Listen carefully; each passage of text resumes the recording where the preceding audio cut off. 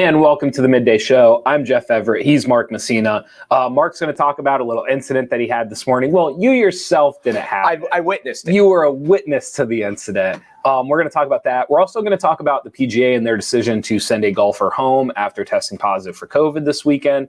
We're going to talk about Jeff Bezos. Is he a good guy? Is he a bad guy? There's some news also about what he's going to be doing this summer. And then anybody who watched the Mayweather-Paul fight the other night, we're going to talk about Logan Paul and kind of just like how powerful is a YouTuber now? Are they a little more powerful? Are they underrated? So we're going to talk about that too. And also, we're going to spin the wheel and hopefully help somebody out today, give them a prize. But most importantly, Mark, how are you feeling today? It is the most important thing. Jeff brought up a very good point. There are laws about what we're allowed to do and what we're allowed to say. And once upon a time, we got in trouble for showing a clip of a video that we weren't allowed to show. I want to say it was Run DMC. It was Run DMC's yes. Walk This Way. And but now they have these bots, I guess, that can hear sound throughout, because right now they are jamming next door. Yes. And we were just singing along with Michael Jackson a couple minutes ago. And sometimes we hear music through the walls of another establishment next to us. Today, they are ready to go. So we're wondering if we could get flagged for something that we have no control over that isn't even on the premises. So who knows? No, we'll figure it out. Let's start here. Your story today. You told a story, and I kind of went on about like public behavior and after COVID, but you kind of dove into like just interpersonal, like how people respond to people and how people react to people. So you tell your story, and then we'll dive into it a bit. Well, yeah, of how oblivious people are to the world around, how self-absorbed that the world can be. So here's the situation. I'm at a bank this morning, and I'm standing in line minding my own business, and some guy's trying to withdraw a large amount of money, and the teller says you can't take it out yet because the money hasn't cleared. And the guy's like, well, it says on my phone or wherever that it's available.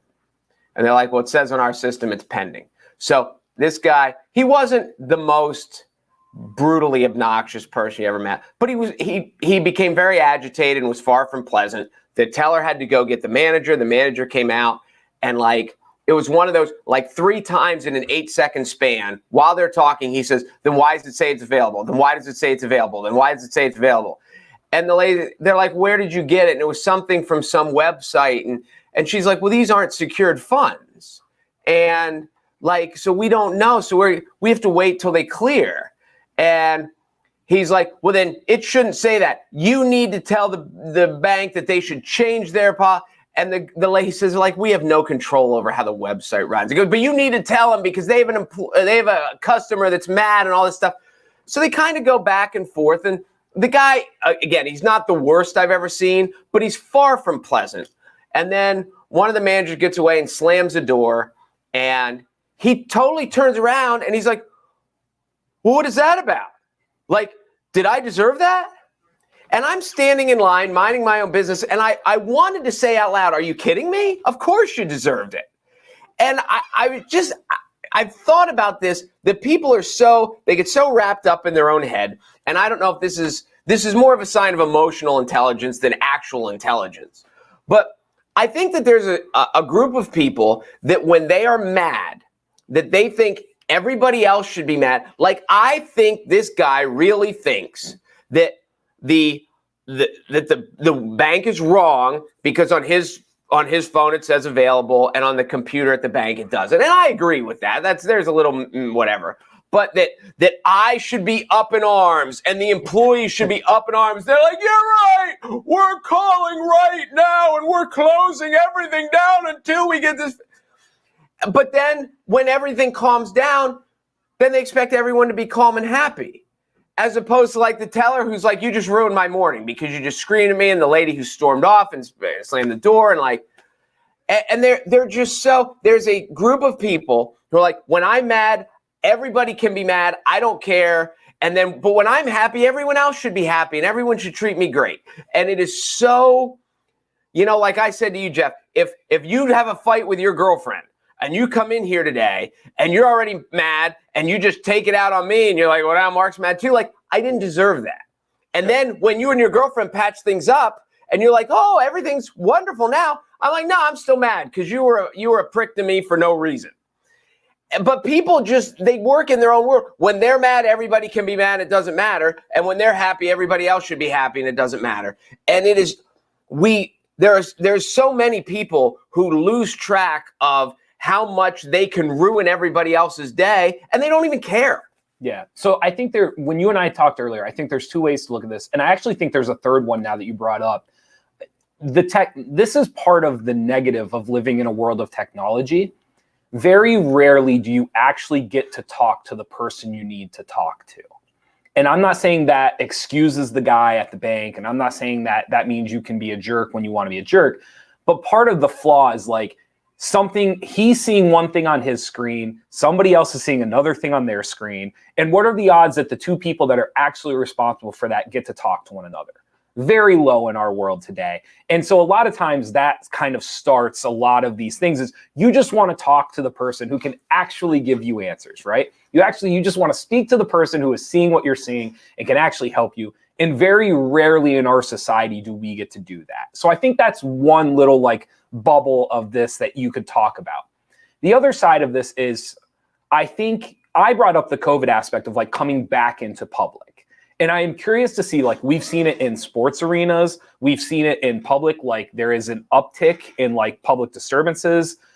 Like people have kind of forgotten how to react to other people when they're not your family or your friends or somebody that can handle you talking to them in a certain manner.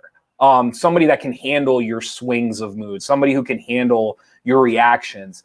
And so I do think there's going to be a learning curve of that, of like people coming back into society and like, how do we respond when something doesn't go our way? How do we react when we don't get what we want from it? But the third one, and I think the one that you're hitting at, is like, there is an emotional intelligence that I don't know if it's a lack of like teaching, it's a lack of caring. I'm not sure what it is, but there is this lack of intelligence, emotional intelligence of like, you hit the nail on the head. Because I am sad, you must be sad. Or because I am angry, you must be angry. Or I would go even a step further, and we had talked about this before, like your energy or what you give off is really within your control. Something may not have been going that guy's way this morning at the bank, but he had the ability to handle it in a manner in which he could have gotten answers pleasant. Like he could have gotten them quicker because now they want to help him. The moment you get a manager to slam the door on you, you're not going to get anything that you want. You're just not. And so that would be the part that I think you're playing into, is having the emotional intelligence to be able to deal with people to help you get the answers that you seek. And the thing that was really psychologically fascinating to me, because I was there for the whole exchange, and until there was a door slam, and the door also wasn't ridiculous. Like I've had teenage daughters slam doors and you're afraid like something just broke. Like, did the door frame just come off? Bill Cosby used to do a skit. It's hard to say complimentary things about Bill Cosby now because you realize he's such a bad guy, but he told one, his dad slammed the door so hard it broke the frame, and they left it like that for years. He did a bit. But so this wasn't an earth-shattering door slam, but it was louder than normal, and you could tell there was a frustration. And then there was this genuine moment of like, what did I do to deserve that? And he meant it. Yeah. Like he had no idea that, like, you know, I was like, dude, just 2 minutes ago, she was trying to explain the process to you, and you were just like, well, then why does it say available? Well, then why does it say available? Well, then why does it say available? And if you can't grasp how annoying that is, like she's trying to explain it to you. And her answer is like, I don't know. I've gone to the bank, made deposits, come back here, because I just noticed this while we were working here. I made a deposit at the bank and I get the printout slip. Sure. And it says what's in your account. Yeah. I was back at the office. I was doing other work. I pulled up our account online and it hadn't registered yet. Right. And then I was like, oh, it says this on one sheet and it says this on another. Now, I do know from real estate, when they'll come and the real estate sites like Zillow and stuff like that, they pull the information off other websites. Right. Well, depending on how, they don't do it like every moment of the day because it would be too expensive. So they do it at one point a day and they sweep all the new ones, or maybe they do it twice a day, but they don't do it every second. So the bank probably at 4 o'clock or whatever they probably update everything, but they don't update it like that with every transaction that goes on all over the country because it'd be too expensive for their software. See, the more I hear you tell the story, I think this has more to do with the gap between technology than what we realize. And I'm not saying it excuses how the gentleman acted. I'm not saying that it gives people permission to act a fool when something doesn't go their way based off of like a technology platform, but it is amazing. Like even someone, I'd like to think that I am technologically savvy. You know why you think that? Why? Because you are. Okay. And with that said, there are still moments where I get frustrated because I just can't talk to the right person. Like I'm trying to get the person that can fix this or solve it for me or actually do what I need them to do. And I just can't get to it. And it's a technology. I don't even know. Is it technology communication gap? Did we just create something? TCG? I'm sure maybe. Somebody smarter than us. I'm sure they've already discussed that. I just think too that there's people that I didn't learn about emotional intelligence until later in life. And the more I study emotional intelligence, the more it is a huge factor that there are people who are very bright who don't have any of it. There are people who academically aren't super academic, but have great emotional balance and they get it. And just the people that are unaware of how much they're affecting everybody else within earshot. And they're so worked up themselves that they don't care. They don't think about it. It doesn't even cross their mind. And I do think there's another aspect to it that once everyone hears my story, they are going to be just as mad as I am. Like I ordered this and I didn't want onions on it. And I got onions. And when I tell this story, everyone else in the room is going to be like, well, how dare they put onions on it? They should be closed. What I will never. When most people, you hear that story, you're like, oh yeah, that happened to me too. I remember when I ordered, a chocolate milkshake and I got a Diet Coke. And I just, and you're just like, oh, it's like your mad person voice is the highlight of the day. And we're not going to talk the next because the mad person voice is just fantastic. All right. Well, I'll tell you who was a lot madder than I was and madder than this guy at the bank. You go ahead. No, I'm going to mess up his last name. John Rahm. John Rahm. He's a Spanish golfer. He had a 6-stroke cushion over his closest competitor after the third round at the Memorial Tournament Saturday before he tested positive for COVID-19. The PGA Tour announced it, and basically he was, you pick the word you want, DQ'd, dismissed. He had to withdraw. He had to withdraw. Pick whatever word you want. But he was done despite having a 6-stroke lead. Was it 6? I thought it was 4. Did you look it up? 6. It was 6. 6-stroke lead. Now, let's do this before we tell the rest of the story. Let's talk about the things that he lost. He lost hypothetically, he lost $1.5 million. Something like that. So he's out $1.5 million because he would have won the tournament unless he would have had like a physical or psychological break. Yes. So he's out $1.5 million. You brought up the idea of once you win a tournament, you kind of get recertified. Yeah, you get your card, you get a tour exemption, you get tournament exemptions. Like he would have automatically been qualified for the Masters. No, John Rahm is good. Yeah. This wouldn't have been his first career win, and he's got some of this stuff coming anyway. But and not to mention just he's getting TV time now, but probably not for what he would want it to be. But you think about just sponsorship dollars and different things that obviously come along with winning and the more you win. This is you and I think this is one of them that you and I agree on. I think there's different solutions, and you and I can walk through maybe what you would have done, what I would have done if I were the PGA. But I think what you and I agree on is that the PGA did the worst possible decision. Agree. And just to mention that he would have been the champion of whatever I don't even know what tournament it was. And Stuart Sink won the British Open one year, which is a major. Stuart Sink is a big, and he just won again. I think he's won 9 times in his life, and he's 47 years old. So it's not, Tiger's won 80 times and Phil Mickelson's won 60 times and all this. Sure. But for a lot of these guys, they're going to win 5 or 6 or 7 or 10 tournaments in their life. So everyone is huge. Tiger doesn't win one. Oh, now he's only got 79.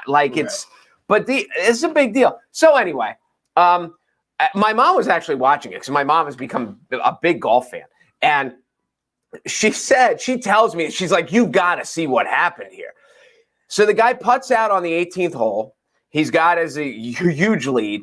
He walks off. They come meet him like on the fringe.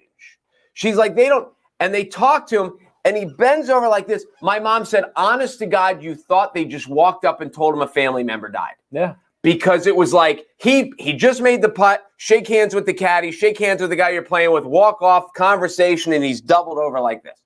He'd come in close contact with someone who had tested positive, so he was in that, whatever it's called, the contract tracing circle, and they were testing him every day, and I guess one came up positive, and he was negative. All of a sudden, one came up positive, so they had a backup sample, and it came up positive as well. And he obviously shook that off because he went out and played well and built up a 6-stroke lead. It wasn't affecting him. He was doing okay.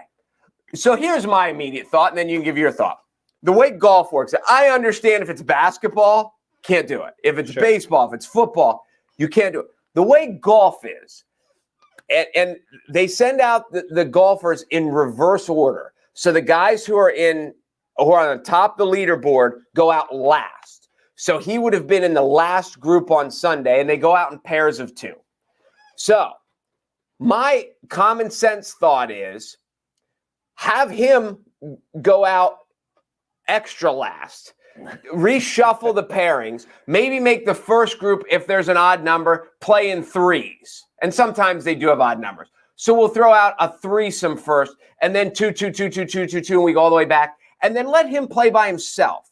So it's him and his caddy. Let him tee off 15 minutes after everybody else. Let it, like, whatever the case may be. Just golf is the one sport where distance is part of it. Just be like, hey, listen, here's the practice range. You're going to go stand down there. We're going to make this so it's spatial, or we're going to hook up with another course locally, because wherever they're at, I think they're in the Carolinas. There's courses everywhere. You're going to drive down the road 15 minutes, and you're going to use that driving range, and then you're just going to drive here. But there were so many ways to be like, listen, and the guy wasn't tied for 32nd. He was first, and he had a huge lead. And just, and I can't, and here's the other thing. None of the other golfers would have cried foul. They would have said, yep, that's fair. That's fine. The guy's playing great. He deserves to win. But nope, they said, sorry, get out. Several of them have said it's awkward. Like, there were a couple of them on Sunday that said, like, it feels awkward. Like, it doesn't feel like the real winner's going to win. The biggest thing, like you and I said, we could come up with several solutions. It feels like the PGA's solution to this was to not change anything, which was the worst possible solution. It feels like they just didn't want to change any of their system or the way things work to just make, because we're in weird times right now. Like, we just are. Like, things are weird, times are weird. All the PGA Tour had to do was shift, like you said, shift a pairing, shift your time slots, really just change the way you did something. And this is the other part of it too. This wasn't like opening day, the guy was in 30th place. Right. And it's like, there was one more day of golf. Like, he needed to play, correct me if I'm wrong, he needed to play one more round. That's it, 18 holes. One more round. He needed to play one more round, and he was in first place with a 6-stroke lead. So it just, like, so many solutions. I had said to you, if I were the PGA, like, if you don't want him around anybody, tee off at sunrise, be done before 8 a.m., and then everybody else plays their one. Or tee off at, 6 p.m., you got to be done before dusk. Like, there was just so many different ways to go about this instead of just packing it up and telling him, like, he was out. I think the older I get, and when you talk to any sensible adult, the lack of, like, we have rules, but the lack of common sense to override some of these rules, which is like, well, I understand why the rule was put into place, but, like, can't a little common sense prevail here? And when there's times that people get stuck behind, nope, these are the rules, and we regimented them, and it just seems to me, and I think many adults feel this way, the world of common sense is just getting pushed further and further away, and we're stuck behind laws and this and that, and And I just, again, if he'd have been ninth, it would have been harder. And now you could have done it in the middle. You could have made a solo group in the middle, but because he was last, like he would have been in the last group anyway, just make him go really last. Well, you're also the PGA Tour. Like, I would have to imagine, I don't know this for certain, but couldn't they just have had another pairing sign a waiver? Like, if you, like, yes, if I tested positive and I was in first place and you were in second place and you had to pair up with me the last day, if you were comfortable with it, you sign a waiver, you sign, like, you just say, like, I hold all the liability. The PGA Tour is not held responsible for whatever happens today. Like, there had to be ways to go about this that just didn't involve him packing up his stuff and going. And yeah, I mean, look at all the other basketball, baseball, football, hockey. Like, you can't avoid people. You could have played with a guy and never gone within 30 yards of him. Yeah. Like, he tees off, I wait way over here, I tee off. The only times you ever really need to be close to each other, or is on the tee box and at the hole. Well, but you can just space yourself and wait. The other negative side of this, and this is not what I would have wanted to happen, but just to play like devil's advocate, is the guy was around for 3 days. They were clearly contract tracing. How is anybody else allowed to play golf?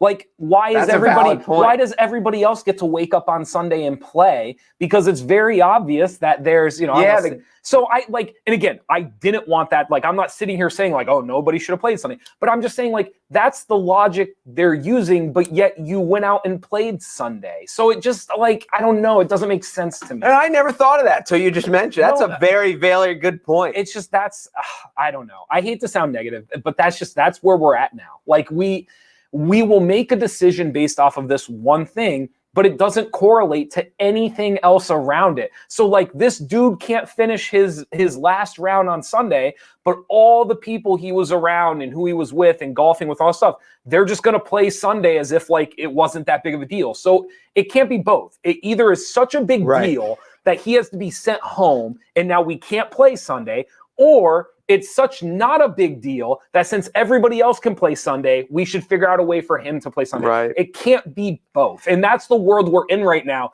We toe this line of, like, it's both ways, and it makes no sense at all. And they could have said, listen, dude, you can't go in the clubhouse. You can't go. Like, he could have dressed at home. He could have dressed in his car. Right. Like, that would have been, because they have rental places where they're staying. I'm sure the guy would have done anything. They would have done anything. He would have done anything they asked him to do. And all the other players, if they'd had a meeting, said, this is the deal. You know, Rahm tested positive. Because that's, like, he should be the guy. Now he's asymptomatic, at least up until that point. He should be the guy that's suffering through it. I mean, you people with fevers and headache, and, like, he should have been the one at the disadvantage. But if they'd have said to everyone else, this is what we're going to do.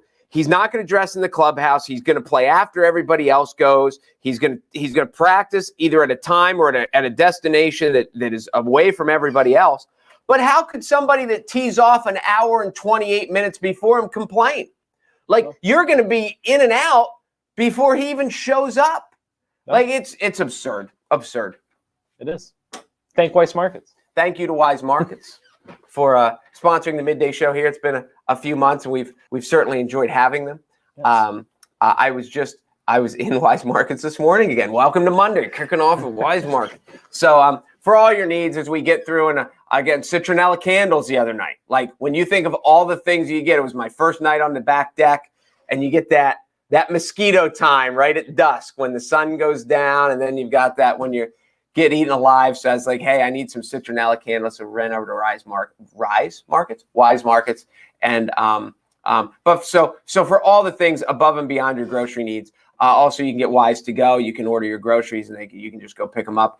And they are looking for employees. If you are looking for gainful employment, the grocery store chain business is one of the most satisfying. It's one of the when you look at job satisfaction, it's there. It's consistent. It's air conditioned. It's all year round, and things like that. So there we go to Weis Markets. All right, Moon and Raven. Oh yes, and we also have gift cards on the wheel. We have a $25 Weis gift card, a $50 Weis gift card, and a $100 Weis gift card. We also have other sponsors: the Moon and Raven restaurant here in downtown Williamsport, Eat and Run Catering, and the Break Room. Yes. So we have gift cards from all of those. Before we start, should I go 3 for 5 again this week? Or was I 4 for 5 last week? I was 4 for 5. You did 4. You got 4 in a row. I'm not going to go 5 for 5 because I'm not. I mean, I am human. But you give me a number, and that's what I'll do. If you can, don't say 0 for 5 because I can't. If you can go 3 for 5 again, I would be impressed because the numbers just have to start balancing out. Wait, so you're not impressed yet? I'm 7 for my last 10, and you're not impressed yet. Yeah, if you go 3 for 5 this week, I'm impressed. Oh, okay. 4 for 5 didn't impress you. No. Okay, that's fair. That's fair. You went 0 for 17. That's more impressive. Mathematically, that is true. More You're impressive. Right. You got me there. That is more impressive. Today's winner from the Midday Show Facebook group is Kendra Nearhoof. Is that a compound last name? Does a compound word have to be 2 nouns or can it just be 2 words? No, because like everyone's a compound word and every's not a noun. Okay, Nearhoof is pretty good. Nearhoof is a pretty great compound last name. Absolutely. Kendra Nearhoof. Here we go. Kendra, I'm 7 out of 10. If I lose, it's probably more Kendra's fault than it is mine. Whoops. Well, I thought I had it. Kendra was close. Bad start to the week. Bad start. Oh well. All right. Let's go with first we got to take Kendra Nearhoof off our screen. Sorry, Kendra. Mark's only been 7 for 10. He must not like you because he's been giving away stuff like I don't know. Well, I can't win every day. There are mathematics. All right, Jeff Bezos. I'm curious to hear your thoughts on this. So first this started because it came out. Jeff Bezos is going to launch into space for the first time next month. On July 20th, I will take that journey with my brother, the greatest adventure with my best friend. Bezos announced that on his Instagram. I'm just learning now kind of like some of the details and everything else that's going into it. He started his rocket company. I don't know do you know his rocket company? Isn't it called something X? So that's Tesla. That's Elon Musk. Bezos' company is Blue Origin. I think I did know. Yes. So he just started. So my next guess was going to be the Great Space Coaster, but I don't. Are you old enough to remember the Great Space Coaster? No, I don't think. Were all GNUs as good GNUs with Gary GNU? No. Oh, never heard that before. That's the oldest. You know how you have these moments? That was one of those moments. The Great Space Coaster. There are people out there that remember Gary GNU and the Great Space Coaster. You and I have talked about this before. I think what's fascinating about Bezos is not just that he's the richest man in the world. I think what's fascinating about him is he does just enough. Like, if you want him to be a villain, you can paint him out to be a villain. And if you want to paint him out to be like this just hardworking, like industrial, like kind of like go-getter, you can do that. And so he is a very confounding guy as to like whether or not you think he is like a good centered person or if you think like he is out for himself and he's selfish and all the other things that go along. I don't want to say attributes that make you successful, but like you do have to have like an edge to you if you're going to have the success that Bezos has had. How do you paint him? My personal opinion is I think he's very similar to all the other new money, whether it's Zuckerberg, Dorsey, Bezos. Jobs. I don't think they realized the responsibility that they were going to have until they had it. And what I mean by that is like when you start Facebook and you start Amazon or you start any of these things in your head, like this is going to be great. I'm going to be rich and but you never in your wildest dreams think you're actually going to be able or have the power to like manipulate thought and control and how people use the world and like your morals all of a sudden become in the forefront of how the rest of the world is working.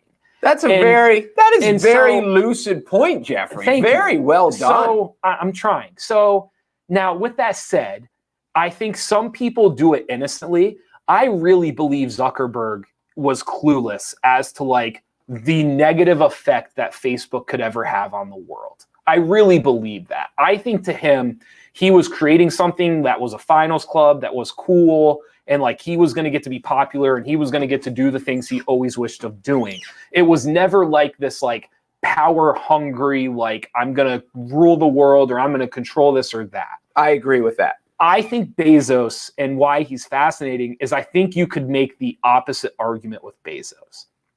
I know, like, it started off selling books, but I don't know if in his mind it was ever just to sell books. Like, I think for Bezos, this was truly like not a world conquering thing, but this was like a business conquering venture. And he wanted to dominate not just one space, but a lot of spaces without ever really considering like the repercussion of it, taking out small business, having to like really treat employees the right way, having to decide how the world was going to basically export and import material goods and store them. And I mean, even the things that they're doing now with like Amazon Business Online and the way like companies are basically passing over their access to Amazon and how they do all of this. I don't know if like, I think for Bezos, like there is kind of like a cockiness edge to it. Like it wasn't like I wanted to be in a finals club, so I created Facebook Vibe. This was like, I'm going to just take over all of these spaces and I do not care who's in the way or who gets hurt or what happens. So doesn't that make him a bad guy? I don't know, because I think wait. Then isn't every whoa. You just said I don't care who this. Gets hurt and who gets and then is a bad guy. I don't know. Because I think, name me a successful person that hasn't had that attitude. Like I think Mark Cuban's a good guy, but he has the exact same attitude. Like you can't find me a successful business person who doesn't have some sort of that aspect or personality. Well, in their niche, yes. When if you open a pizza joint, you wanna beat out all the other pizza joints and run them out of business, because that's what. But it's not every small business in town. But I think that's what made Bezos like special, in quotes. I think what made Bezos special was like, I think when everyone else thought that he was in the business of selling books online, he wasn't. And Bezos knew that. Books were just the easiest one to get started on. And I truly believe this. Bezos did not get into selling books online because he wanted to sell books online. That was just the first. That was the test. That was like the trying to figure it out. Yeah. Yes. So while I agree, while the pizza store analogy is great, but I don't think like if Bezos would have started a pizza store, it wouldn't have been like, I'm going to be the greatest pizza founder in the history.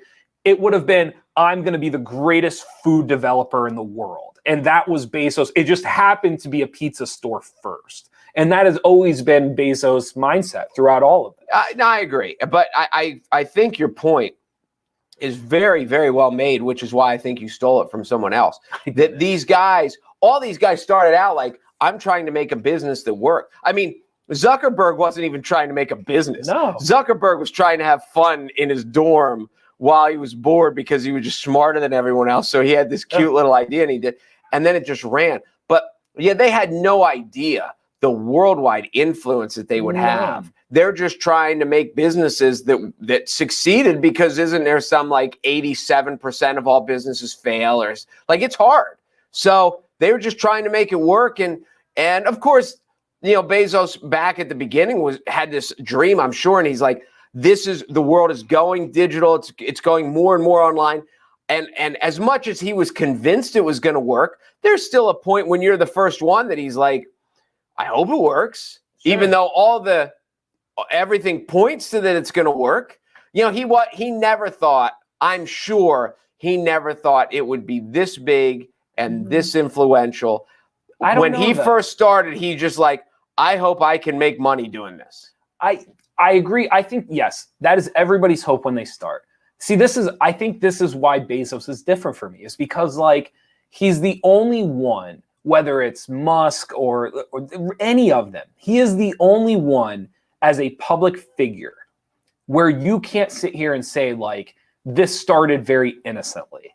Like I agree. Everyone else, you can kind of say like, this is what they were trying to do, and it turned into something bigger. And it was like, it's just not that way for Bezos. And so I'm not trying to accuse him of like wanting world domination, but what I am accusing him of is like, he would have to defend himself. Like, whereas some of these other guys within the story, within what they were doing, nobody saw social media really becoming what it was. Like, truly what, like, people can say, like, oh, I knew, da-da-da.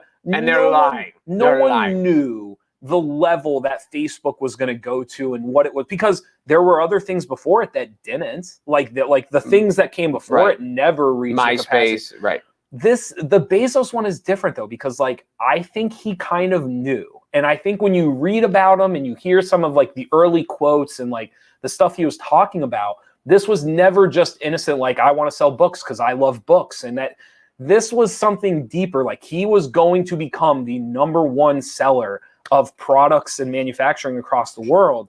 And he kind of knew it. Like he would sell people on that idea of like, this is not about books. This is about changing the way that we sell and buy and ship and do all of it online. So let me ask you this. And this is your total off the top of your head, come up with a number. When Bezos goes into space in this, what's it, Blue Horizon? Blue Origin. Blue Origin. What percentage of Americans hopes that it just drifts and never comes back? I think like serious Americans. Yeah, like seriously, how many people are like, I hope he's gone and never comes back? Well, I mean, 50? just to go with a number. I mean, I think there's a minority. I don't think it's the majority. I think a minority of people will like joke about it. I don't think the number is very high of people that are serious about it. This is the one thing, and this is my most frustrating thing about Bezos. I think America has fallen behind in a lot of things. There was a moment in time, a lot of people don't know this, like I want to say like 6-7 years ago, we were #1 in the world in only like 2 things, and it was incarcerated citizens and garbage exporting. So we shipped out more garbage than anybody else, and we put more people in jail than anybody else. And so when you look at where the world's heading and you look at the things we're trying to do, here's this American who has basically redefined how we buy things, how we shop, how we ship. And if we could figure out a way to make that work for us as a society, it would be very beneficial. And I don't think the answer is just taxing the crap out of Jeff Bezos. Like there has to be a better way of doing that. But I do think like he is somebody that we should want in our corner. Like when you look at the world like economy and what's happening, Bezos is an American that we should want to back because Bezos is backing us. The problem, and this is where the question comes into, is I don't know how much Jeff Bezos is really backing us. And that's why I think you could truly ask the question, like, is he a good guy or is he a bad guy? Because you know who is backing him? Americans. Because we spend more money on Amazon than anywhere else in the world. But they're not backing him. They're doing it for their own personal I understand that, but that's a backing. Like you're choosing to do business with. Let me put it to you this way. If Amazon was called, because the Amazon was the idea of it is like it's named after a region. If Amazon was called like Beijing, would people in America buy off of Beijing? Yes. I disagree. Because there's an idea there that like it's an American businessman with an American platform. And we are much more willing to back Which is named after an African river. I'm just saying, we're much more willing. You can honestly, with a straight face, tell me that does not play into people's willingness to use Amazon. If it was ran by somebody else from another country with a different name, I don't think Americans would. Now, don't get me wrong. There would be people that would do it because ease of access, and they would just do it to do it. But it would take people longer. There were people who just started buying on Amazon because they felt like they could trust it. Why? Why did they trust it? Well, because they were afraid they didn't trust the internet. Yeah. It was an American man with an American platform. It is interesting. I just think, well, first of all, I think rich people in general, there's enough jealousy. I think there's a large percentage of people that would just like to see bad things happen to rich people. So, sure. So there's a percentage, whoever it was, unless it was somebody that really, really likable, but they get these rich businessmen that they're like, oh, he's a tycoon from, XYZ company and he's worth $2 billion and he's going up in a rocket. There's a lot of people that would just be like, I hope it never comes back, just out of jealousy. And then Bezos has that good guy, bad guy thing to him. I think the number's a lot. I don't think he's as likable as, now you get I think Zuckerberg was extremely likable until the politics came into Sure. it. And now, if it wasn't for the political angle, I don't think people ever saw, Zuckerberg as a bad guy. He was just this young kid who figured it out and was trying to figure it out as he went. But I think a lot of more people see Bezos as a bad guy than the typical businessman.